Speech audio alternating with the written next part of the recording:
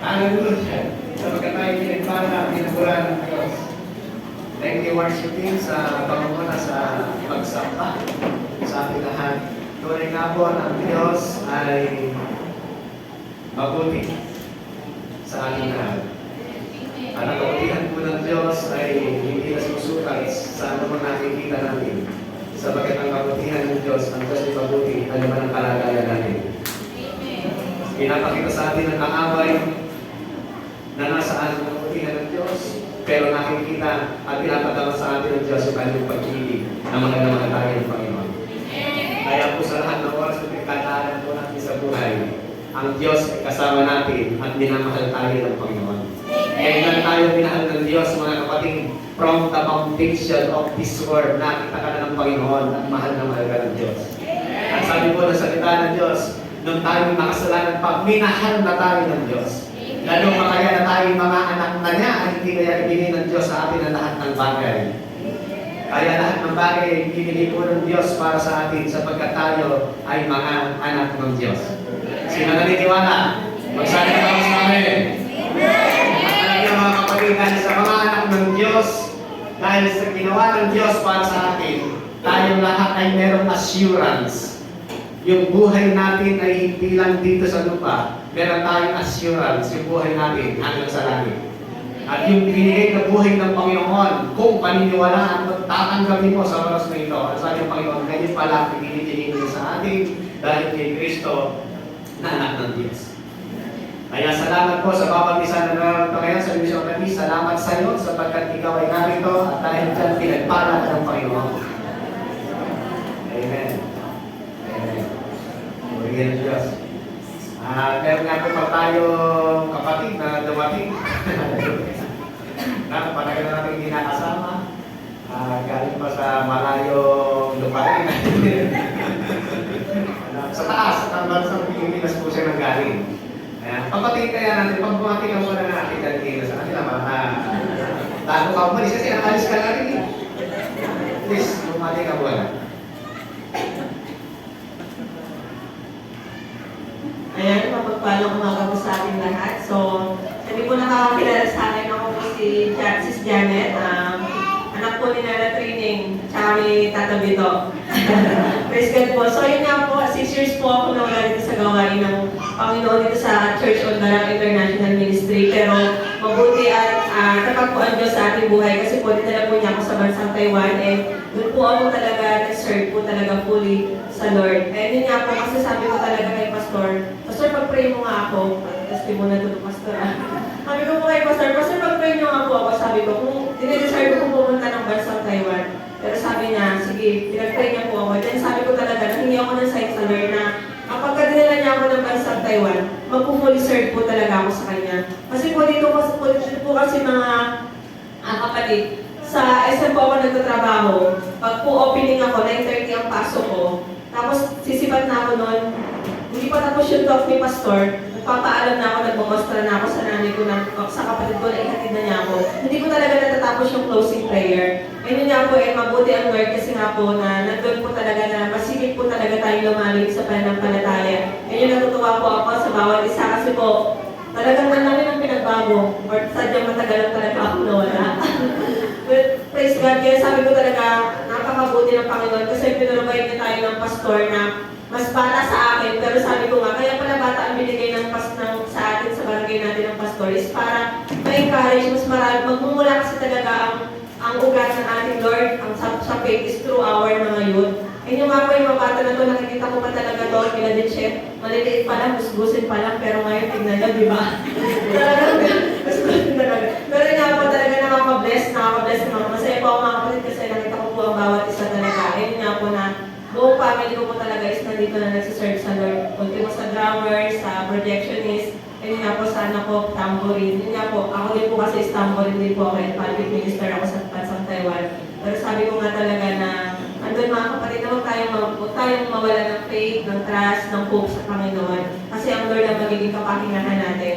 And praise God po kasi sa bansang Taiwan, hindi niya ako pinabayaan. Kundi talaga nandun na, binigyan niya ako ng pamilya na spiritual.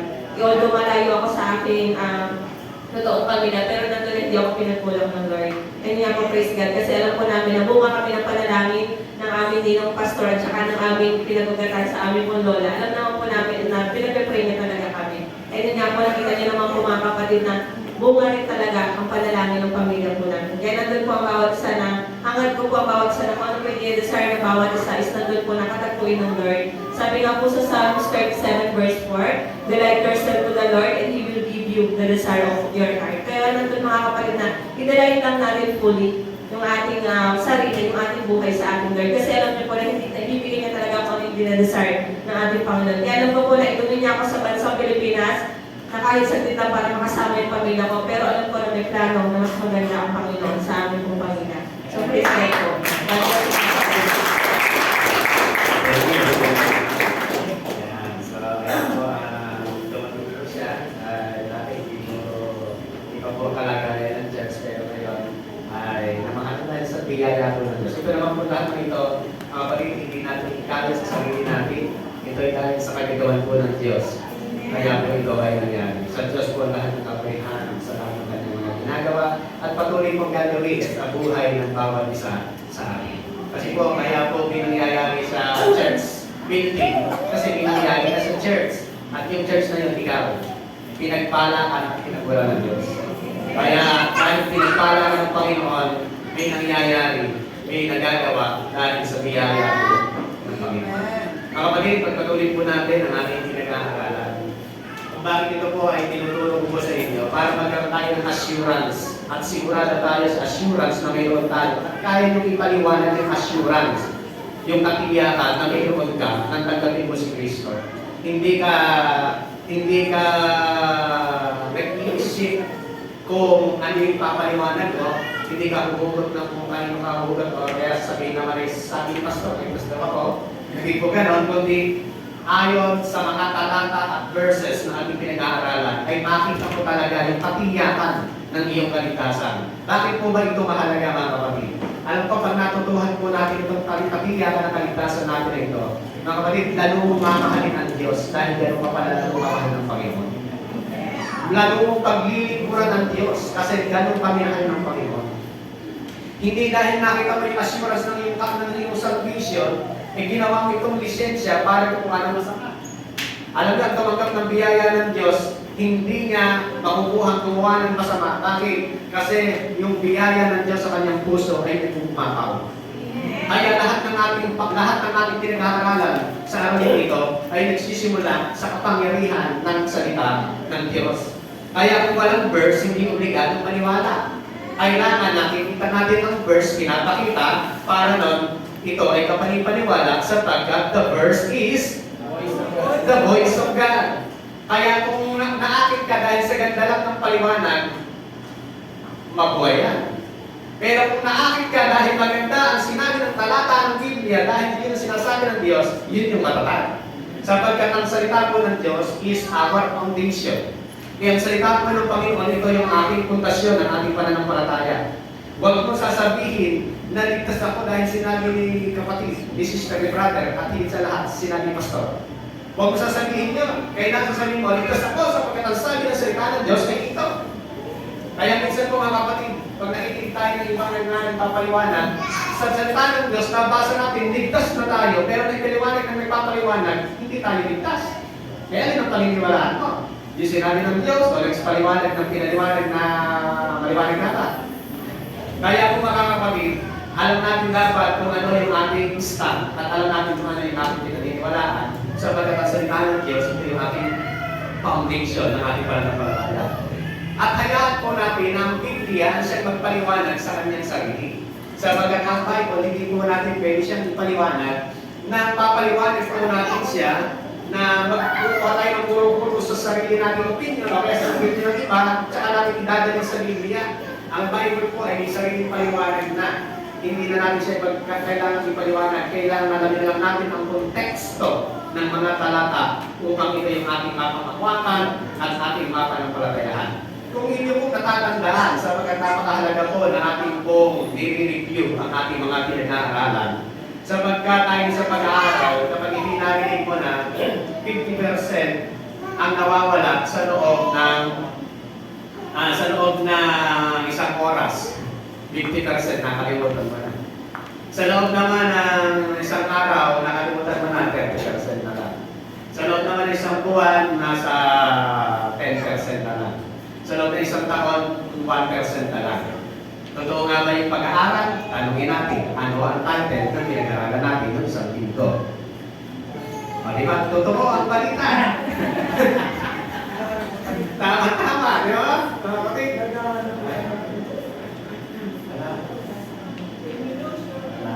Can you lose your salvation?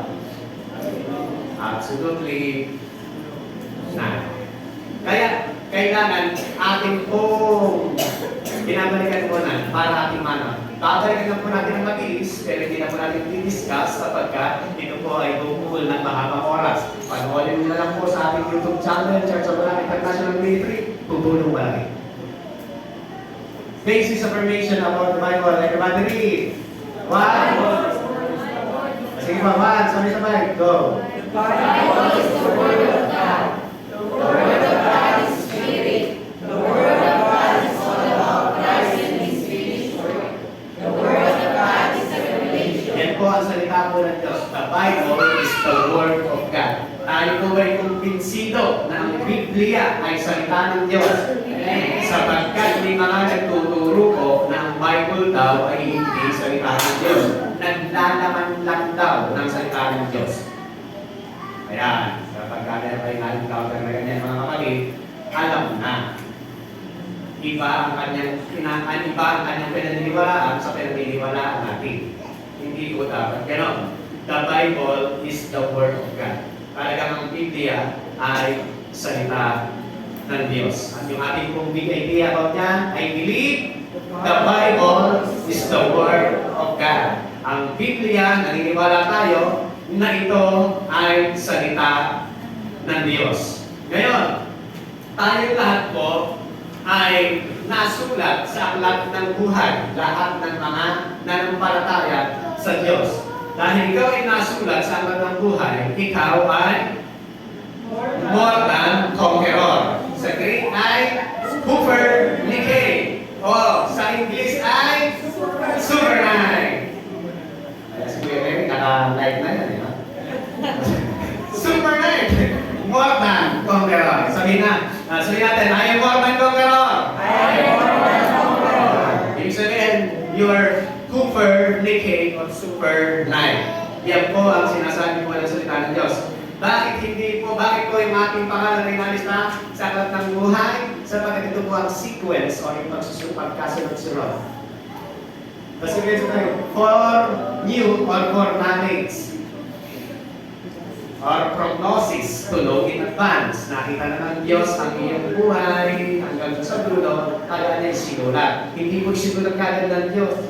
Hindi po sinulat niya yung daanan ng buhay mo na wala kang read, hindi po gano'n. Nakita na ng Diyos ng kalabunan, nagkwenta-kwenta ng buhay mo, nakita niya kalabunan, tama ka sa kanya, kaya sinulat na ng Panginoon. Pero katalino ang Diyos, hindi siya katulad ng tao na ibang isip ng Diyos, ibang isip mo natin. Predictive, anticipation, for the gospel, declare righteous, and so, pinaliwanag na po natin yan, hindi na po natin makapaliwanag yan, magugul po na maraming oras yan. When did God was written your name, the book of life? When? Before the creation of the world. On what basis? God was able to write your name in the book of life before the creation of the world. What basis? For His knowledge. For His knowledge. Yan po yung basis natin. Dahil ang Diyos, matalino, alam na niya yung pinanganak ka, ipapanganak ka pa lang, alam na ng Diyos kung tatanggap ka sa Kanya, kaya nung nakita niya tatanggap sa Kanya, sino nagmando niya?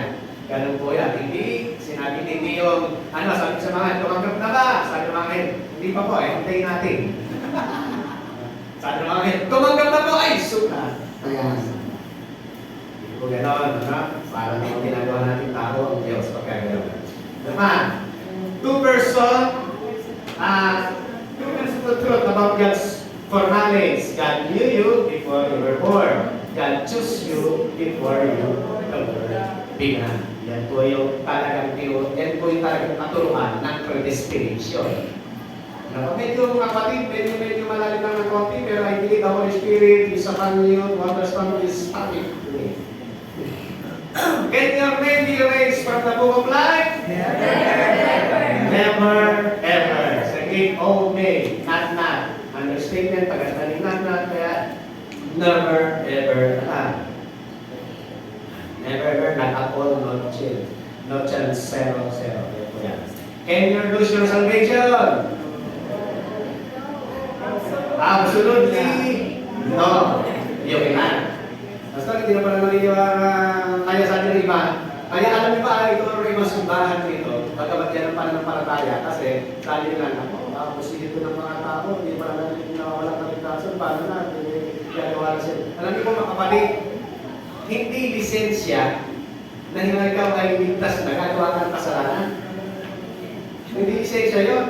Sino may driver's license? Di ba na-expire yun? O nung hindi tanggapin mo si Kristo, expired na nga yung lisensya mo para gawa ng kasalanan dahil nasa biyaya ka na ng Diyos, ang hangad mo, mapaglingkuran ang Diyos. Yan po yung sinasabi natin na gusto natin maunawaan po mga kapatid. Absolutely no. Yung ina, mga kapatid. Kapag ikaw ay ligtas ka na talaga. Ngayon, kung ang paniniwala mo ay nawawala, huwag mong iwala. Ang masasabi ko lang, paalala ko lang sa'yo. Huwag mong iwala. Kung nawawala. At huwag ka rin magwala. Bahala ka. Kung yun ang paniniwala mo, kapatid. Alam niyo mga meron mga pastor nagtuturo, nawawala ang kaligtasan. Alam niyo, pagka nag-rapture, unang-unang hindi mararapture yung pastor. Kasi ganun ang paniniwala niya eh. Alam mo mga kapatid, ayon sa iyong paniniwala, hindi yung mangyayari sa'yo. Kaya yung paniniwala na tinuturo natin, ito yung sinasabi na salita ng Diyos. Pinaniwanag na po natin yan. Hindi na po natin papaliwanag yan sa pagkaturuan ng maraming oras. Palawan ka lang po sa YouTube yan. Kung ay, napunta natin naka-record kaya. Kaya yung mga nanonood sa YouTube yan, palawan yung mag-buti. Pinagpala kayo ng Panginoon. Okay, ang salvation natin, unconditional eternal security in Christ is the flagship of full grace. Yung pong unconditional eternal security natin kay Kristo, ito yung ginawa ni Kristo sa krus ng Kalbaryo. Yan yung purong biyaya po ng Panginoon sa atin. Ano po yung salvation natin? By grace alone, through faith alone, in Christ alone. Ang tanong, may ginawa ka ba kaya ka naligtas? Walang ginawa, ito ay biyaya ng Diyos kaya ka naligtas. Hindi ka nagawa ng Diyos kaya ka naligtas. Kaya gumagawa kasi ligtas ka na. Hindi ka naglilingkod sa Diyos para maligtas. Hindi ka naglilingkod sa Diyos para maligtas ka. Kaya nga naglilingkod kasi ligtas ka na. Kasi mga kapatid, kapag alam mo na iniligtas ng Panginoon, madaling maglingkod sa Diyos. Hindi mo pahirapan yung sarili mo bakit nakikinig ka lang sa sinasabi ng Diyos sa iyo kung ano dapat mong gawin. Kagaya ni Jesus, sabi nga, wala akong tinuturo na hindi ko narinig sa Ama, lahat ng sinasabi ko ay narinig ko sa Ama. Kaya kung ano ang sinasabi ko din lang yung narinig ko. Ngayon, kung ano yung ginagawa ko, yun yung narinig mo sa Diyos. At dahil yun ang narinig mo sa Diyos, at Diyos ang may sabi na gawin mo yan, ay hindi mahirap na gawin mo. Sapagkat walang pagkagawa ang Diyos na mahirap para sa kanyang mga anak. Bakit? Tinapos na ni Kristo sa krus ng Kalbaryo lahat. Tinakaw niya sa kanya sa kay Kristo ang lahat ng mga kasalanan. Dinala na niya. Kaya ang kaligtasan natin is by grace alone, through faith alone, is natawag natin sola gratia, sola fide, solus Christus. Which comes first? Ito yung nakaraan. Ano ang una na? Not believing or not being my sheep? Not being my sheep. Kaya hindi na palataya kasi hindi naman talaga tupa. Hindi ka gagawa para maging tupa ka. Sapagkat ang tupa na talaga yun. Hindi na mababago ang tupa. Ngayon, kaya, sabi ni Jesus Christ, kaya hindi kayo nanampalataya kasi hindi kayo tupa. Sapagkat kung kayo ay tupa, sana kayo ay nanampalataya. Sabi ng iba, kaya hindi nanampalataya, Pastor, kulang sa paliwanag. Ako na kasi ay papaliwanag. Pastor, ito sa mga paliwanag. Paliwanag pantiya. Tapos ang palataya yun. Mga kapatid, wala nang hihigit pa sa pagpapaliwanag kung bakit dahil lang sa pagpapaliwanag ng pangangaral ni Kristo. May kasama pang himala, milagro, patay na bubuhay, lahat ng mga may sakit tumagaling, and yet ang mga tao hindi pa rin naniwala. Bakit hindi naniwala? hindi kasi tupa. Kaya ang tao na hindi na nampalataya, ayaw maniwala, malamang hindi talaga tupa. Kasi ang tupa nakikinig sa tinig ng pastor. At ang pastor natin ay si Kristo. Ano ang tinig? Magandang balita. Pag sinero ang magandang balita, ang tao, iyan pa, tumatanggol sa Panginoon, tax pa, dalawang kamay, dumuluwa. Kaya gusto kasi natin, masama sa church, mga kapatid, ang pagka hindi nasama sa church, malungkot tayo. Kapag ang tao tumanggap sa Panginoon, talagang naniwala sa Panginoon, hahanap yan. Maaari hindi dito, maaari sa iba. Kasi ang church, universal church, hindi naman ang church particular lang na, or tayo lang, hindi po, universal church. Ngayon, ano po yung mga tupa? Hindi mapapahama. They will never perish. Ang sabi mo na salita ng Diyos. Ano po yung perish sa Greek? Apolumi. Ang yung literal meaning po niyan ay destroy. So, hindi mapapahama ang mga tupa. Ang sabi po na salita ng Diyos. Yung no one, sabi ng Panginoon, no one, walang sino man makakaagaw sa kanya sa kamay ng aking kamay. No one can snatch my hand. Sabi ng Panginoon, walang makakaagaw sa akin sa kamay ng Diyos. At sabi ng Panginoon, sabi ng Panginoon, no one can snatch out from you to the hands of the Father and to the Jesus Christ. Ano po yung no one? All days. Ibig ng all days. O, yung O, alam naman yung ibig ng O, not, di ba po? Case 1, ang ibig sabihin, not one, including you, not even you, hindi ka makakaalis kapag nasa kamay ka na ng Diyos. Kasi kasama tayo sa one. Maliwanag po. Okay. Yung Ken, ang ano po yan ay dunamay, or dunamis, power. No one has the power to snatch us out from the hand of the Father. Walang makakaagaw. Kahit anumang kapangyarihan, anumang pagding, anumang pwersa, wala na makakaagaw sa iyo sa kamay ng Diyos. Kumbinsido po ba tayo na mga kapatid? Amen. John 10 verse 28, 29 po yan. This assurance is only given to the sheep. The sheep are those who are truly believer. Binigay lamang po itong katiyakan na ito para sa mga tupa. Yung mga tupa, ito yung mga nanampalataya sa Diyos. Okay. Believers are those who have already used their free will to hear and believe the gospel of Christ. Nung tinanggap natin ang biyaya ng Panginoon, ginamit na po natin yung free will natin nung tayo ay makinig ng salita ng Diyos. Nagamit na po natin yung free will natin, yung sarili mong gusto. Kaya, ano po yung pinilihan natin dyan? In Christ, amen. In Christ, I am eternally saved. Lakasan po natin. Go! In Christ, I am eternally saved. Naniniwala po ba kayo dyan, mga kapatid? Amen. In Christ, we are eternally saved. Tayo lahat ay, makikita niyo po mga kapatid kung tayo ito sinasabi. Lahat ng mga naligtas, lahat ng niligtas ng Panginoon, sila po lahat ay naglilingkod sa Diyos. Ang mga naligtas na, sila yung talagang grabe maglingkod, grabe kong magbigay, grabe kong gumawa sa kaharian po ng Panginoon. Dahil sila po ay mga naligtas na. Sabi nga po na salita ng Diyos, forgive little, love little. Forgiven much, love much. Yung pinatawad ng kaunti lang po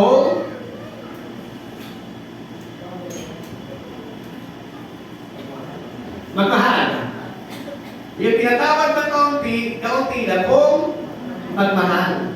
Pero yung pinatawad ng malaki kung magmahal. Kaya alam natin sa sarili mo kung gaano kadati ka rumi, kasalanan, pero pinatawad at niyak ka pa rin ng Diyos sa iyong karumihan kasalanan. Alam mo mga kapatid, grabe mong mahal.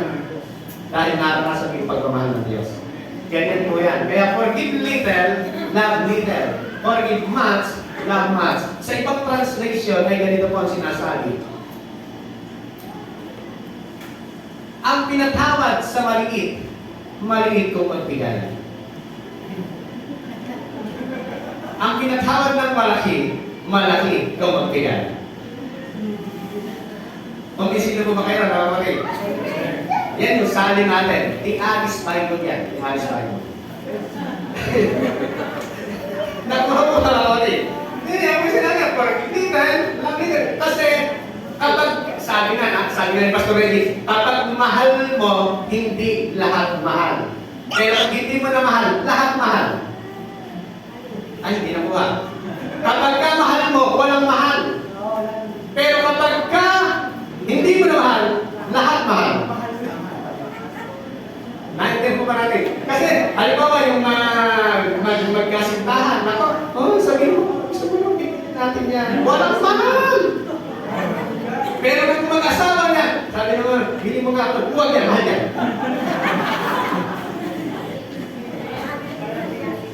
Kasi nga, kapag ka mahal, pag mahal mo, walang mahal. Pero pag hindi ka na mahal, ako, lahat mahal yan. Bili tayo ito, huwag mahal yan. Alam na siguro yung pagmamahal eh. Nakuha na, nakuha rin. Yan yun, for little. Love little. For much, love much. Tuloy mo natin. Can a true believer can be left behind in the rapture? Can a true believer can left behind in the rapture? No. Ang sagot? Maaari ba? Kinagali mo na. Maaari ba? Na maiwan sa rapture ang isang tunay na mananampalataya. Sino po dito ang ngayon lang nakarinig about rapture? O narinig nyo na before? Kung narinig nyo na, maganda po yan. Pero kung ngayon nyo na po narinig, sinasabi ni Pastor rapture. Ako, nasa utang simbahan pa ba ako? Kaya ang diferensya ng hindi nagbabasa ng Biblia. Kasi alam lang natin, makinig ng makinig, puro makinig, ayaw natin sariling mag-aaral. Hindi natin talaga mapunawaan. Maaari ba na maiwan sa rapture ang isang tunay na mananampalataya? Ito ang ating sasagutin ngayon. Okay, tingnan natin. What is the rapture muna? Ang rapture po ba ay biblical? Tingnan mo natin. Ang rapture po ba ay biblical? Pastor, biblical ba yan? Kasi sabi nila, ang rapture naman hindi mo mababasa sa Bible. Tatay pa sa computer yan. Enter. Walang lumalabas na salitang rapture sa computer sa Bible. Kaya pastor, hindi totoo ang rapture kasi wala yan sa Bible. Pakikita natin na ang rapture ay nasa Bible. Kasi kung hindi mo paniniwalaan na wala ang rapture sa Bible, hindi mo na paniniwalaan, wala naman ang Trinity sa Bible. Meron po ba kayo nabasang Trinity sa Bible? Wala din namang word na Trinity sa Bible.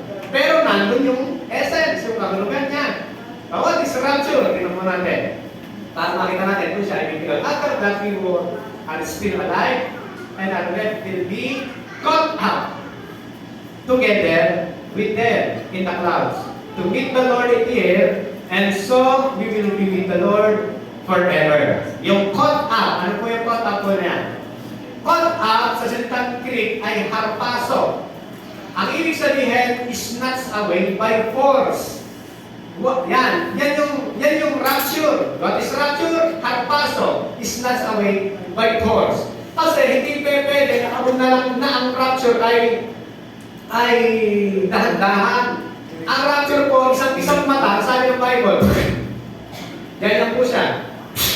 Isang mata lang po ang rapture magaganap. Halimbawa, habang tayo ay nag-worship dito, nakikinig naman tayo, biglang nag-rapture, mag-iwan, mawawala ang lahat. Yun yung rapture. Kinuha ng Panginoon. Rapture po yan. Yan yung salita, ang saan galing? Sa harpaso. Ano po yung harpaso? Ayon po sa Latin Vulgate o LB, ang rapture or harpaso sa Greek na caught up, ito po ay rapimur. Ang ibig sabihin po nito ay rapio, rapere, rapturo, o sa salitang English ay rapture. Nakuha na po natin. Ang rapture po ba illegal? Amen. Kasi yung caught up, ito ay harpaso na isinalin sa Latin Gulpi na rapimur. Ang ibig sabihin rapimur, rapio, rapere, rapturo, sa English, rapture. Kaya ang salitang rapture ay nasa Bible. Yan po. Ngayon, tuloy natin. The Lord himself will come down from heaven with a loud command, with the voice of the angels and with the trumpet call of God. And the dead in Christ will rise first. Pagdating ng rapture, lahat ng nabuhay kay Kristo, hindi po lahat ng namatay po ay buhay kukunin sa rapture. Lahat lang po ng namatay kay Kristo. Ibig sabihin, inabutan tayo ng kamatayan dito sa mundo, hindi ko nag-rapture. Pag nag-rapture, kasama ka rin sa kukunin ng Panginoon. May mga kung ang tanong pa, Pastor, paano na yung mga kinuremake? Problema na ng Diyos yun. Ano? Sino bahala ron? Huwag na natin intindihin yan. After that, sabi niya, after yung pangyayari na yun, you are still alive and are dead will be caught up or rapturo together with them in the cloud to meet the Lord in the air. Ang rapture ko, kukunin yung mga anak ng Diyos, mga mananampalataya kay Kristo, patay man at nabuhay, sila po ay makakasama ng Panginoon in the air. In the air lang po hindi po bababa ang Panginoon dito sa lupa. Ang rapture, tayo ang aangat at makikipagkita sa Panginoon dito sa langit. Kasi po, ang Panginoon, rapture lang po yan. Mauna ang rapture kaysa sa second coming. Si Jesus Christ bababa sa Mount Olive. Ito po natin. Ito po yung ating God's prophetic timeline. Rapture of the church. Yung church age po, ito yung nakabalog dito yung biyaya ng Panginoon. Halimbawa, ngayon, church age pa. Pinangaral ng mabuting balita, tumatanggap ang mga tao dahil maliligtas dahil sa biyaya ng Panginoon. Church age po yan. Itong kapanahonan po natin na ito. At ang church age, yan po yung para rapture. Dito darating ang rapture. After rapture, wala na ang mga anak ng Diyos. Magpapakilala ang Antikristo bilang siya po ang Antichrist. Kasi po, after rapture, magugulo ang buong mundo sapagkat milyong-milyong mga tao ang nawala sa napunta. Ngayon, litaw ang Antikristo at siya po ang magpapaliwanag ng lahat ng mga nangyari kaguluhan. Bakit ganun ang nangyari? Nasaan ang lahat? Magpapaliwanag. At magpapaliwanag naman yan lahat ang mga yon. At dahil po nagkaroon ng matinding kaguluhan po naman, lahat ng mga aeroplano, bumagsak, mga sasakyan, nagpangka-pangka, nakakit po, nawala ng driver kinupin. Kaya malaking kaguluhan po mga kapatid na mangyayari pagka nagkaroon ng rapture. Ang rapture po ay universal church. Hindi lang po ito particular sa isang church.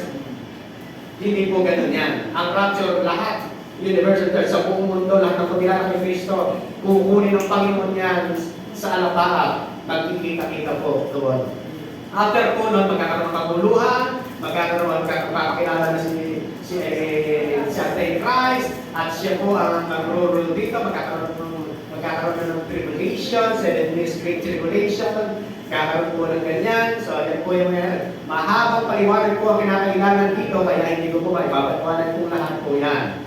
Sapagkat rapture lang po ang ating tutukan. Second coming, magkakaroon ng the battle of Armageddon. Yung second coming, kasama na tayo ng Panginoon, mga nakakabayo, tayo ay makikipagdigmaan yan sa mga Antikristo. The battle of Armageddon. Yung second coming, kasi Jesus Christ ay bababa sa bundok ng linggo. Kaya yung Mateo chapter 24, sabi pa yun, ako, at sabi pa yun, kailan yung muli pagpalit na?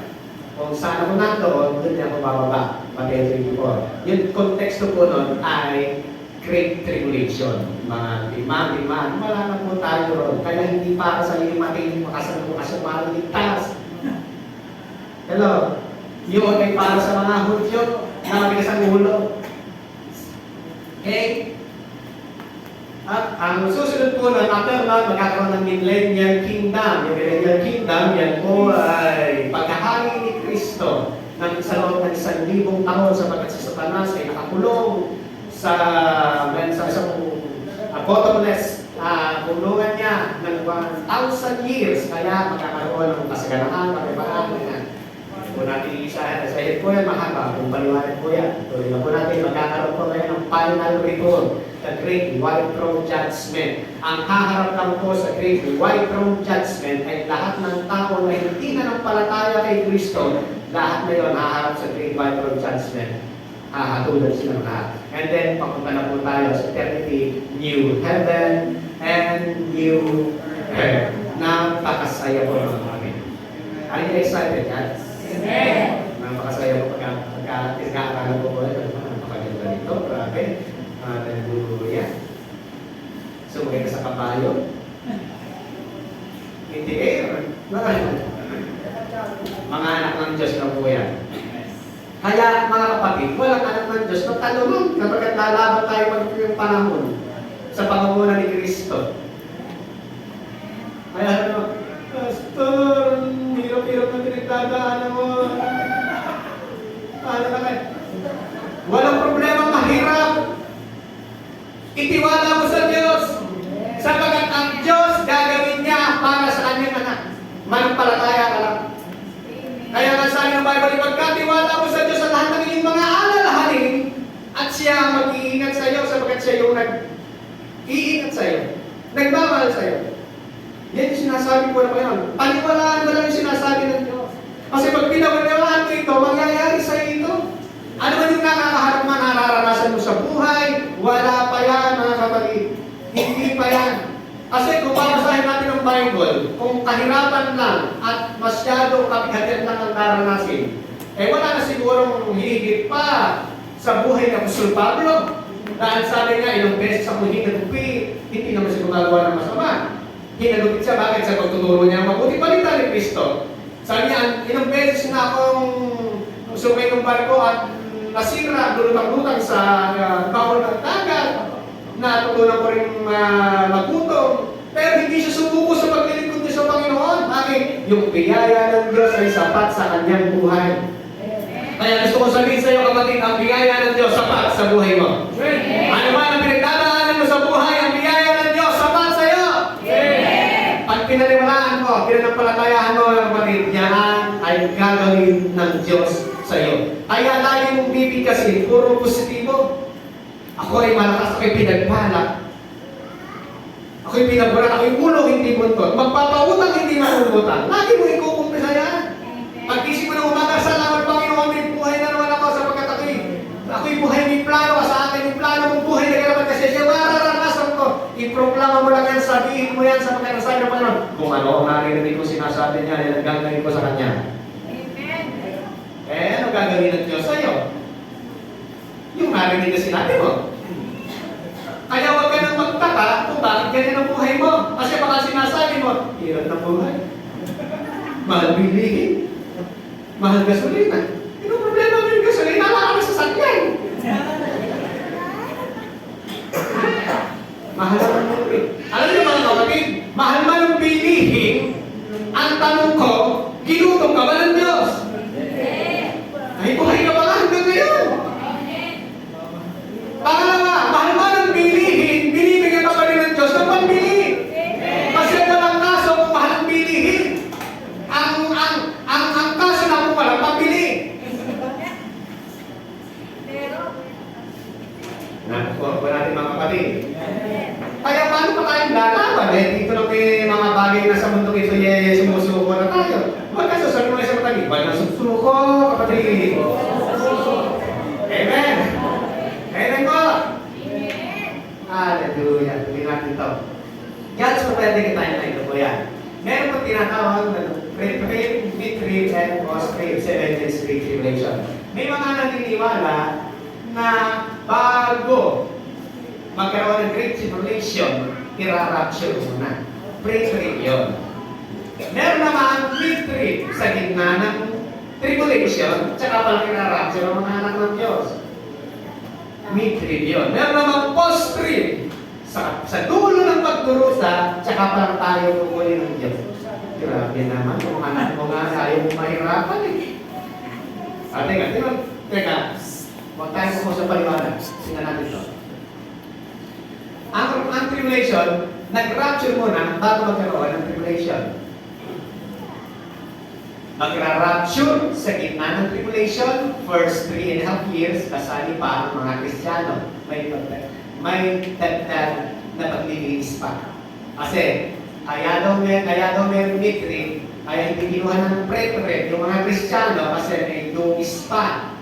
Kaya kailangan daw mid-trib muna dahil meron pang kailangan linisin. Yan ang sinasabi nila. Ang post-trib naman ay ito. Tribulation before rapture, mararanasan muna ang 7 years na kabighatian after noon. Tutunog ang trumpeta, tapos magra-rapture na. Kailangan linisin ang gusto bago humarap kay Kristo. Ang tanong, hindi pa ba tayo malinis sa ginawa ni Kristo? Ano paglilinis pa ang gusto nila? Sino pa ba ang maruti? Tingnan natin. Yan, dalawa na yan. Mali. Kaya ang kailangan, ang pinaniniwala natin, piring-piring.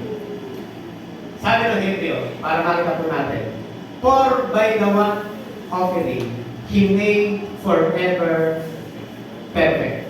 Sino ang sinasabihin na He made forever perfect? Sino yung in-offering? Si Jesus. Sino yung naging forever perfect? Lahat na nanampalataya kay Kristo. Ang tanong ko, may dungis pa ba? Binilinis pa ba sa aming trip apostolic? Diba? In the sight of God, all those whom He is making holy. Holy na yun. Ano pa ba ang kailangan gawin? Holy na. May holy tayo, hindi mo sa ginagawa natin. Kundi sa ginawa ni Kristo para sa atin. Gawin natin. The 7 years tribulation, the 70th week of Daniel, okay, Daniel, ito po Israel po yan. Itong 70th week of Daniel, prophecy, sa Daniel chapter 9:24, exclusive for Israel. Kasi po pag nag-rapture, ang mga Israel, may iiwan po yan. Sapagkat hindi mo sila naniwala sa Diyos, may iiwan po sila. Ang mga Israel po na maiiwan, at saka yung mga tumutulong sa Israel, yung mga bansang tumutulong sa Israel, may pabor sa Panginoon yan. Ang tawag po dyan ay mga santo ng tribulasyon. Tribulation saint.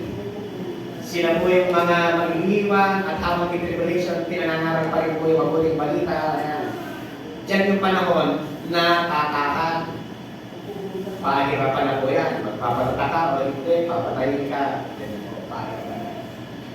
Times for Israel, babalik mo sa Times for Israel, yung Jacob's trouble.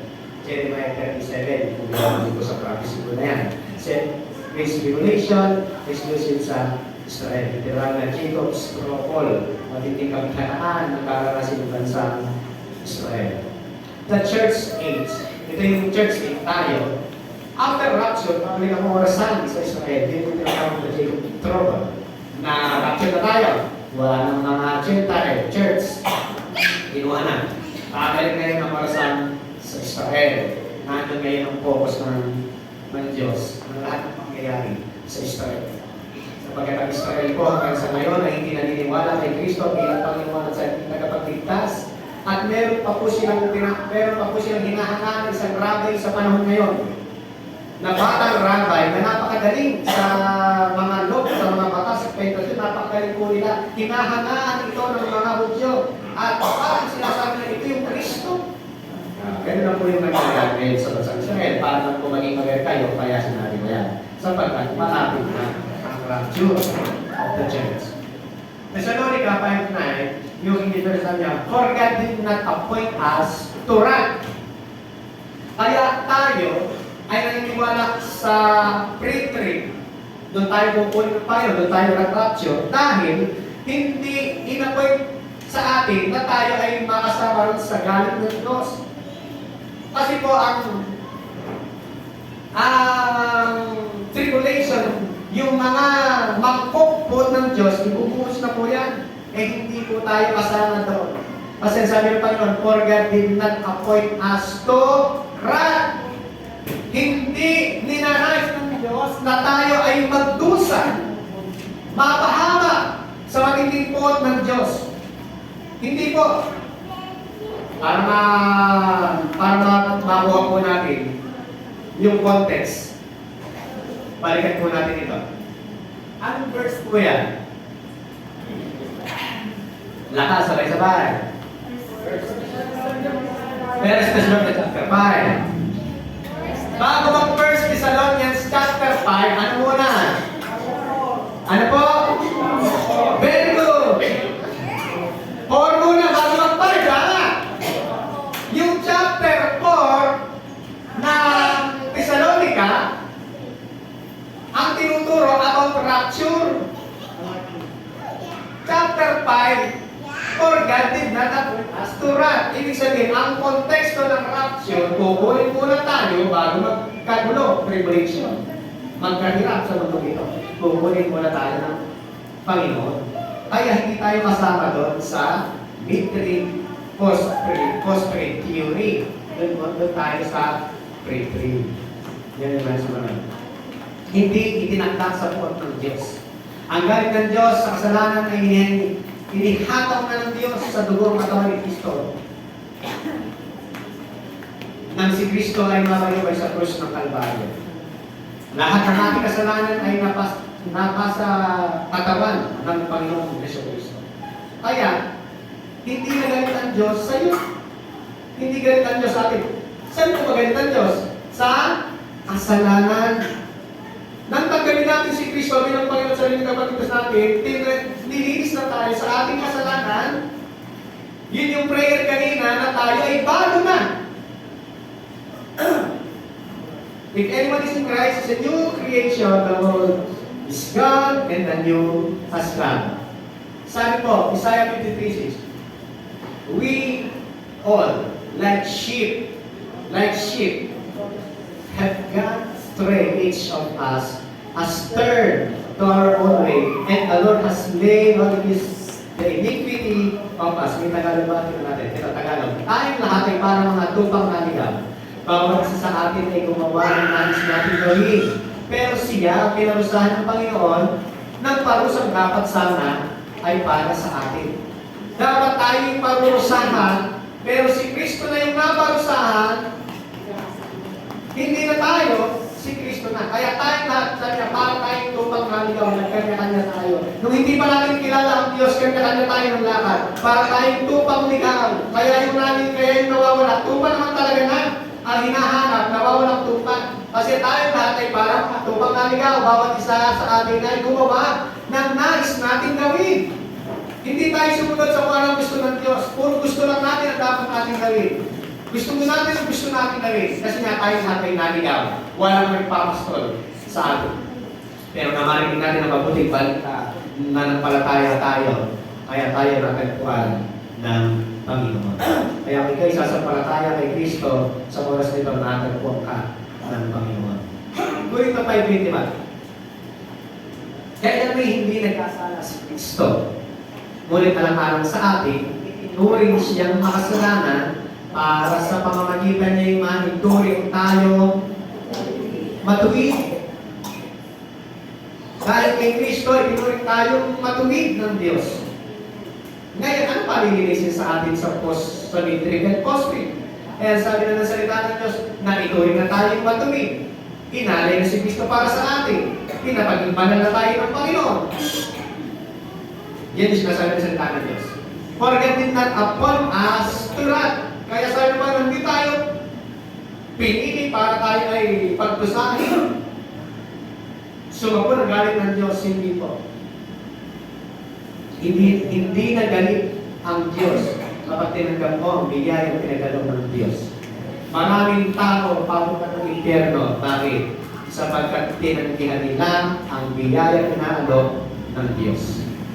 Tinanggihan nila ang mabuting balita na inaalok ng Diyos. Yan yung ang tao pupunta ng impyerno hindi dahil makasalanan.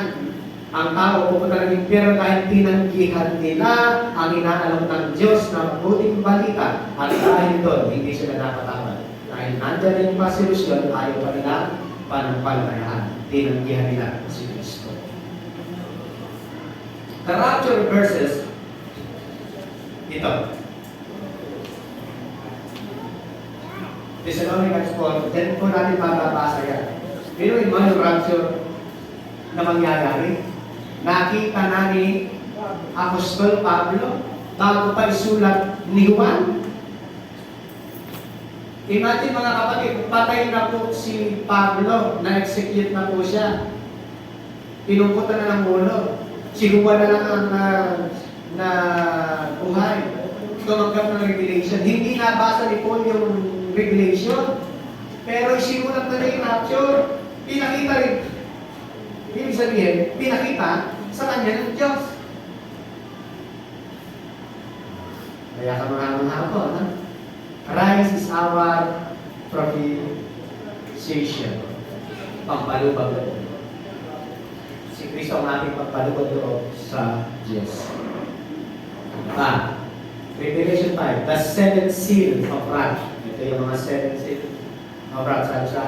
The seventh trumpet of wrath. The seven bowl. Ano ba salita? Bowls. Yung pa kasi ang basa ng bowls. Siguro, ibubuhos yung inidoro. Pero ano po yan? Bowls. The seven bowls of God's wrath. Okay. Kaya sa pamamagitan lang ng minsang paghahandog, ginawa niya ganap magpakailanman ang mga pinabalan niya. Kaya pa, kaya sa pamamagitan lang ng minsang paghahandog, si Kristo, ginawa niyang ganap magpakailanman. Kaya na po, ganap kailan? Magpakailanman!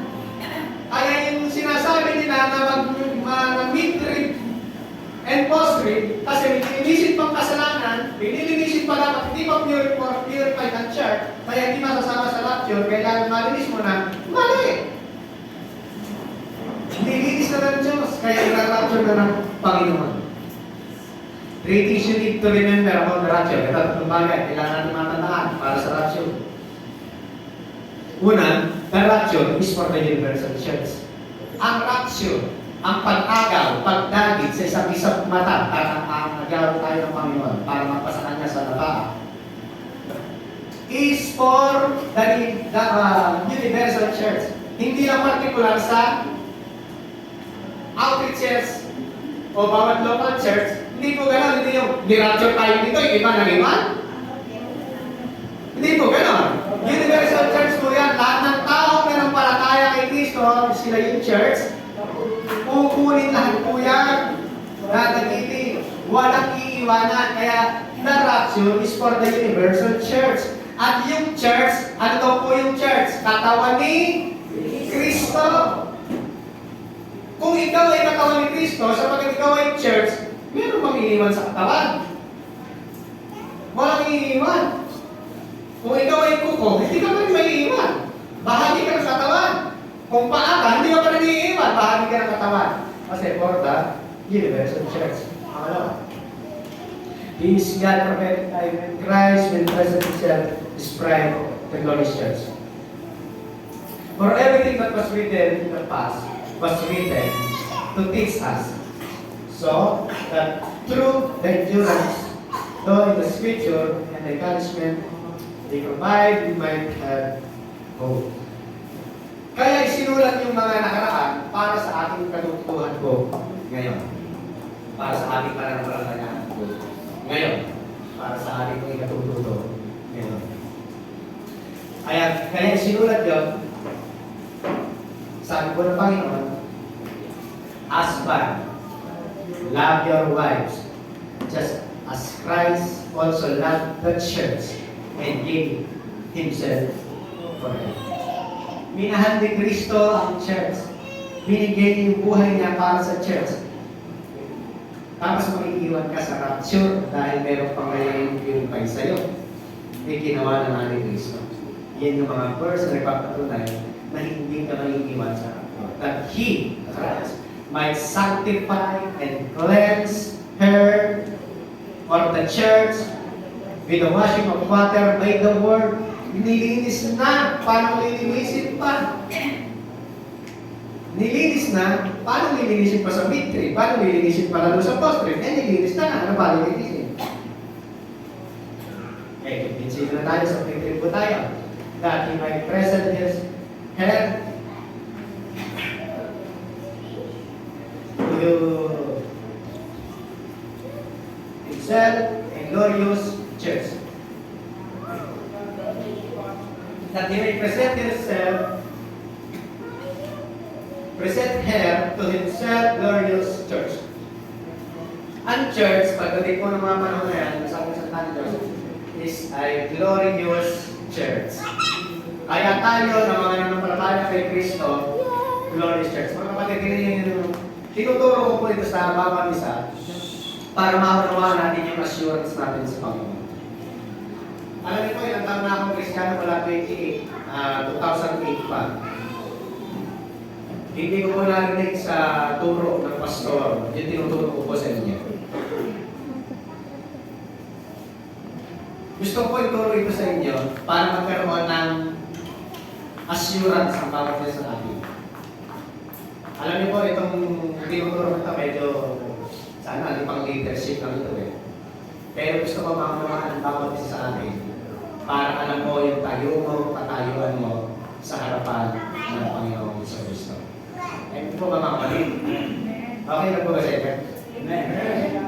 Kung nalalaliman na kayo, approach na lang ako. So, malaki tayo sa atin. Practical mo na lang. Pwede naman po, ibahin ka ng turo pa sa susunod nito. Okay?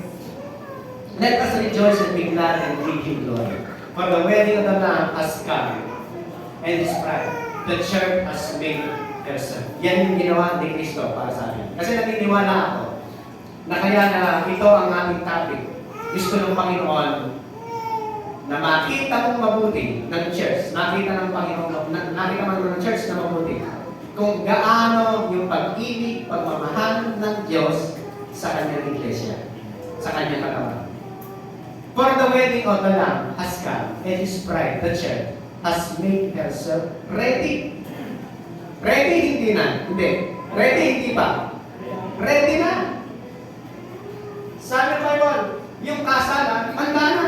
Kaya kapag nag-rapture, hindi kasalan po yun. Habang dito sa lupa, naghihirap ang mga tao. Yung mga anak ng Diyos, dinagit na nasa rapture, nagkakasiyahan. Kasalan na. Rejoice. Rejoice. Habang ang puot ng Diyos, ang mga mangkok ng puot ng Diyos, binabagsak sa lupa, lahat ng salot, kahirapan, tagtuyot, hintol, binabagsak sa lupa.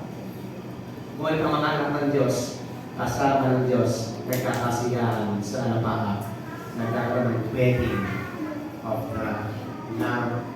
Wedding of the Lamb has come and His bride. Ang bride po ng Lamb, yung church. We are the bride of Christ. Tayo ang pakasal ni Kristo pagdating ng panahon. Ang pagdagit o yung rapture ay hindi individual, ito ay collective. Buong iglesia, buong katawan. Hindi siya, kukunin ka mo na ba? Sa susunod na, ikaw naman. Hindi mo gano'n. Lahat sabay-sabay. The church is the bride of Christ. Sa langit magkakaroon ng marriage feast of the Lamb.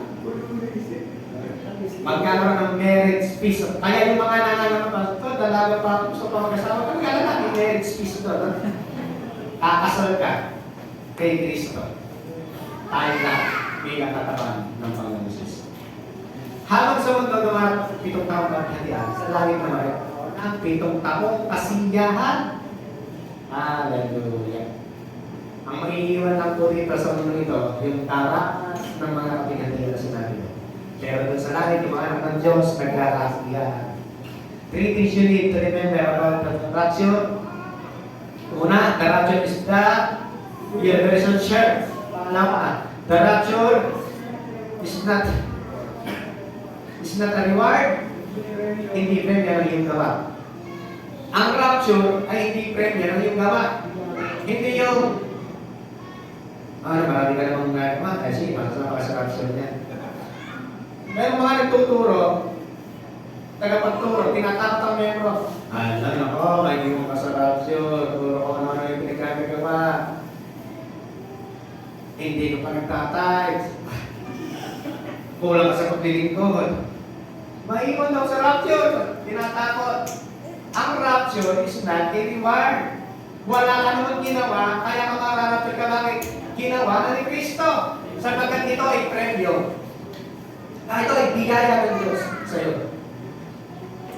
Hindi premyo ng inyong. Okay? Bakit to? Basa.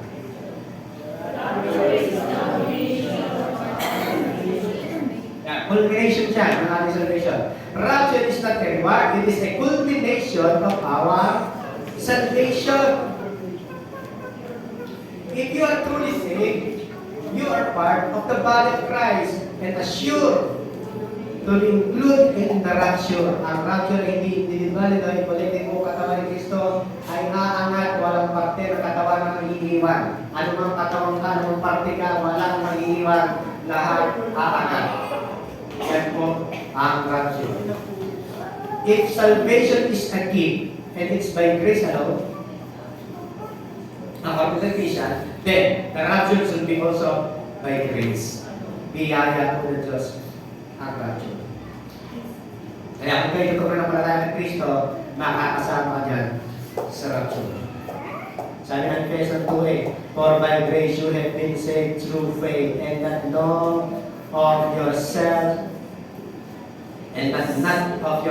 it's the gift of God, regalo ng Diyos. For by grace you have been saved through faith, that not of yourself, it is the gift of God, regalo ng Panginoon. If you truly believe that you are saved by grace, then you will be raptured by grace. Kasi raptured by grace, hindi by word. Hindi dahil meron pa marami kang ginawa, marami kang mga tinulungan, hindi po meron mararapture ka. Ito ay biyaya din ng Diyos. But if you believe that you are saved by grace alone, then your ticket to the rapture is by grace alone. Are you convinced, mga kapatid?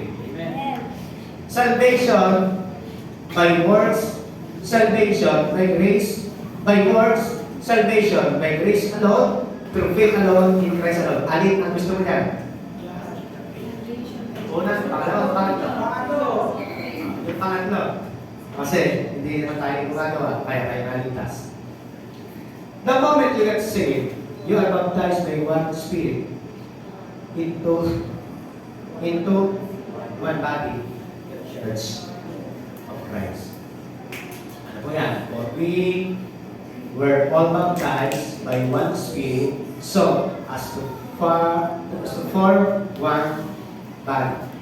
Iba't iba tayo ng kaloob, iba't iba tayo ng bahagi, pero isa lang tayo ng katawan. Kaya na pa inilita ito, thank you.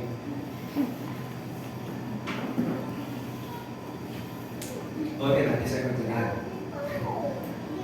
In the rapture, when the body, the church is snatched away, no part of the body should be left behind. Kukuka, kasama sa tawan, makakasama ka. Okay. Ang kukupo ba mahalaga? Sige, gusto, pag nagkati ka, sige, kung wala ko.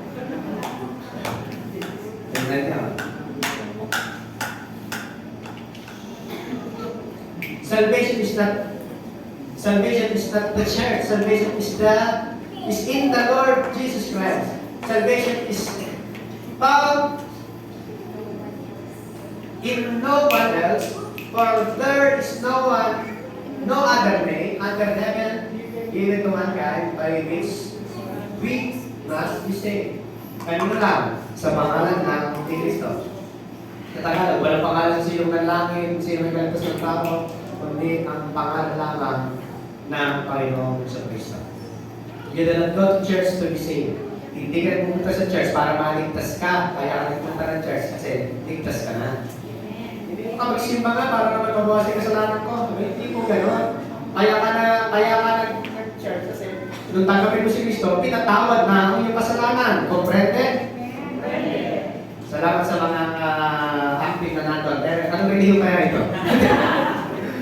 Okay, strictly speaking, the church is the body of community of saved people. Hindi ka nilagay sa church para maligtas. Naligtas ka na, kaya inilagay ka sa church. Diba? Sino ang idinagdag sa iglesia, sa church? Sabi po, and the Lord added to the church daily those who were being saved. Kaya inilagay sa church, isinama sa church, kasi ligtas. Hindi na punta ng church para maligtas. Kasi kaya nila, sabi ko yun, mali ba no? And the Lord added to the church daily those who were being saved. You did not become part of the body of Christ by your words. Dahil hindi sa pagpaparalayo ng Lord. You become part of the body, basa.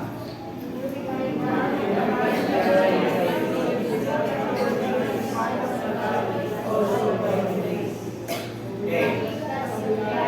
Naligtas ka sa biyaya, hindi ka maiiwan dahil sa gawa.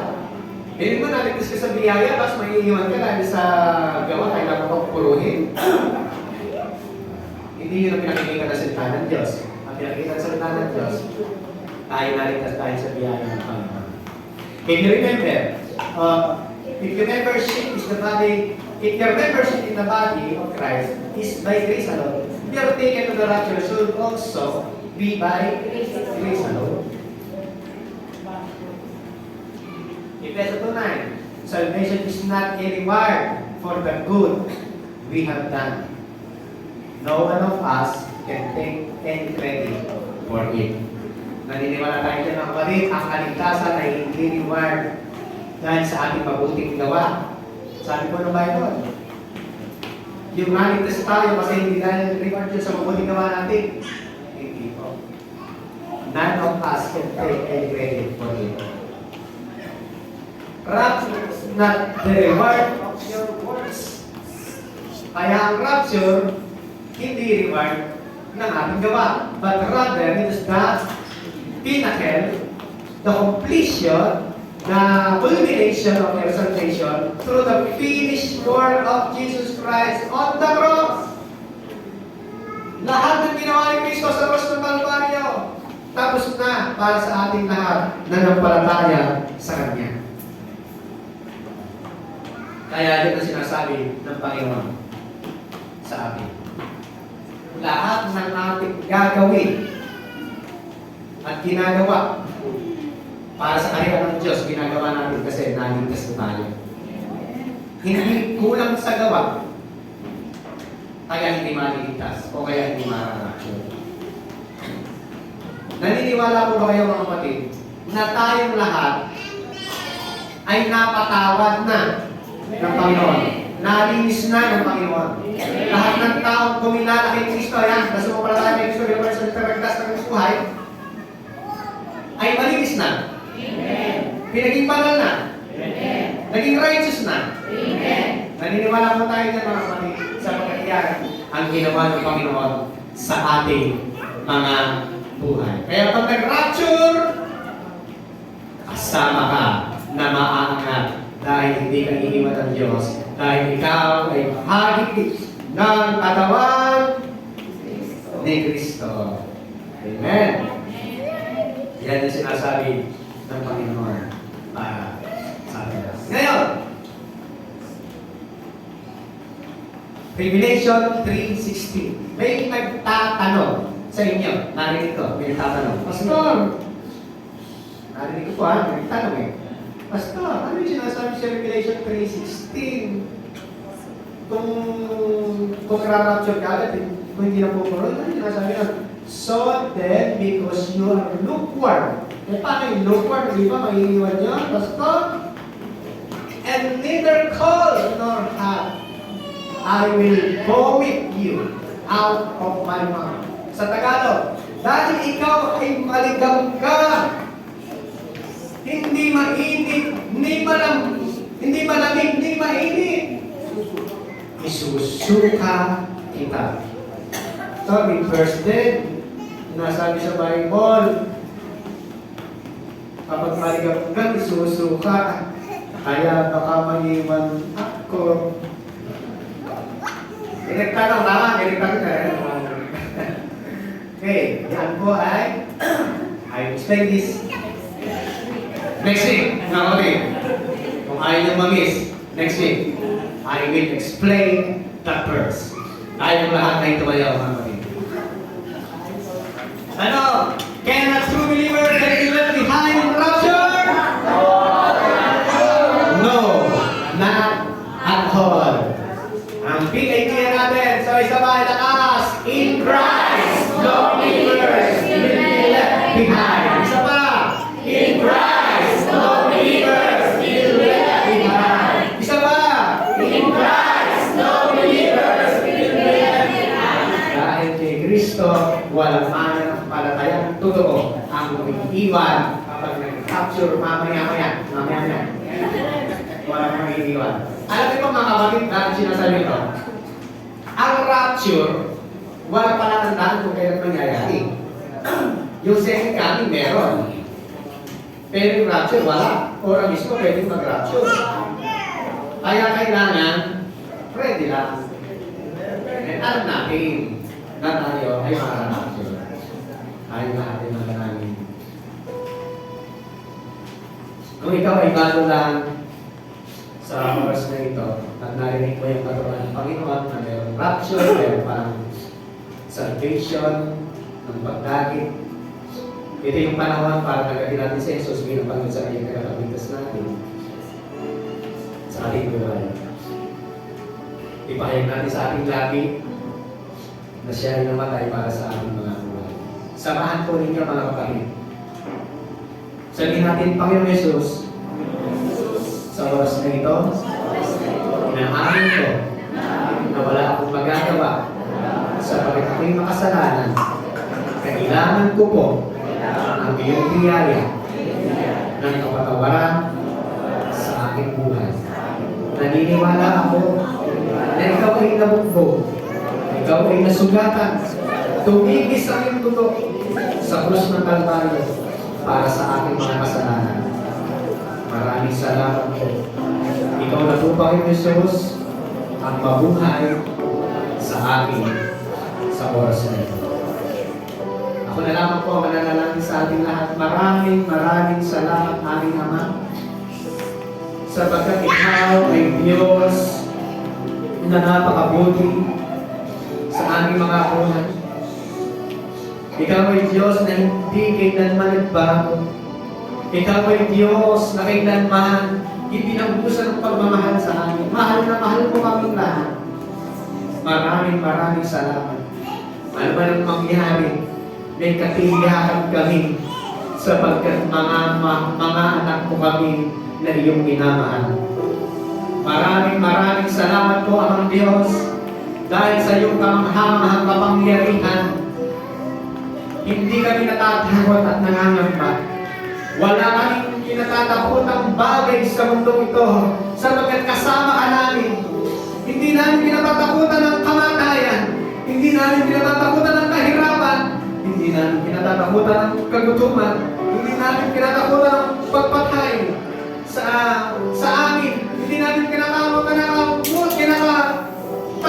aming Amang Diyos ang kamatayan sapagkat kami po ay mahal na mahal mo at alam namin na hindi mo kami pababayaan kailanman.